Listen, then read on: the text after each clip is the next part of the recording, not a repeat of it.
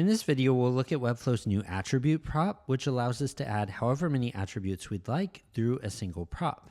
This allows us to greatly clean up our components, and in this video, we'll look at some of the current limitations as well as how to upgrade your older projects to use this new feature. So to get started, I'm going to open my button component. Inside that, I have this clickable, which can be a button tag or link tag, and it's used across multiple buttons and cards.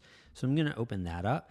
And inside this component, I have an empty attribute name and attribute value prop here. And that allows us to just add attribute name and value here, but we could only really have one attribute. And this is taking up a good bit of space. We have to have two separate props just to add a single attribute. So what we're going to be able to do instead is if I open this component up here, instead of adding an individual attribute here, I can link the new attributes prop from this purple plus sign here. So I'll create, I'll call it attributes and hit create. And so now if I back out here on the clickable component, I can still, I can now add multiple attributes from here if we'd like.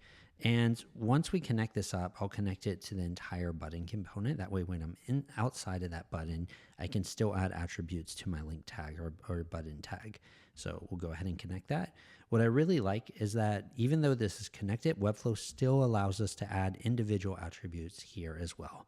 Now, if there are attributes, like let's say class is a good example, that here we're adding are also inside the component and maybe just applied regularly like this, the class attribute that we added outside the component here will override the one that was inside the component. So that's just something to keep in mind, is that whenever we have duplicated attributes outside the component, what we're adding here is overriding that exact same attribute that was inside.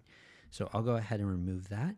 And so now if I close this out, we have this new attribute prop here. And what I can do is copy this attribute name, remove the old name, and then just paste it into here, copy the value, remove the old value, and just paste it into here. And then once I'm sure that this is removed across all my button components, which I can do that by just searching my button and then clicking on this instances here and checking each page where this button is used. But once I'm sure it's no longer in use, I can just open that up. And then here in props, I can remove the old static name, the old static value prop, and then we can go ahead and just delete this empty attribute here that's no longer needed.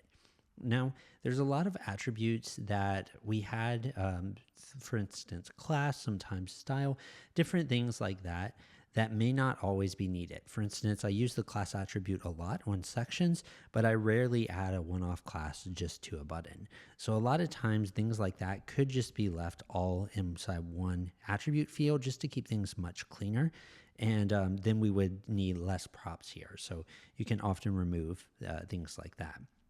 Now, something to keep in mind here is that certain attributes here, for instance, style, it's going to say are reserved, ID is reserved. These usually work on custom elements, but because this attribute prop can be used on both, connected to both custom and static elements, can be connected to that exact same prop we've already created. Webflow locked down the attribute prop, so it only works on attributes that would normally be supported on regular elements. So attributes that only work on the custom element will not actually work in this field. So if you do still have some of those attributes, for instance, style is a pretty common one, that would need to be connected as a separate prop on this component if we still want to be able to use things like that. But this is already much cleaner, and I think a good example of where I would be using this quite a lot is for form elements. So previously with form elements, if you're using something like FinSuite filters or anything like that, you would have to create multiple empty attribute name and value. So you'd have attribute 1 name, attribute 2 name, and so on and so forth. So this is a perfect use case for just creating a single attribute prop, and then that being able to do a lot of what we need. So for instance, on this field here, I can just create this attributes prop, and then I can go ahead and create. And so now if I back out of this input, I'm allowed to add multiple attributes to this input. I can get rid of all these attribute name and values that we previously would have used in lots of places.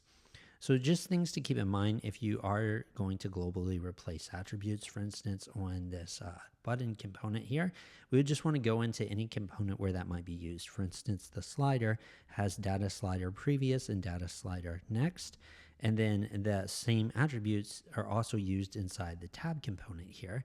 So if I open that tab component, and we open up the button component here, we'll notice that this one, for instance, has data tab previous, data tab next. And things like the close button will have special attributes when used inside of the modal. So there's lots of places where buttons would have specific attributes applied. And before deleting those old attribute fields, we just want to make sure that we move them over to the new prop. So those are the key changes with this. I think it's going to make components a lot cleaner. We'll need a lot less fields overall because we'll be able to just add them kind of on the fly. And I'm really excited for this update. I think it's a great update and it was handled really well.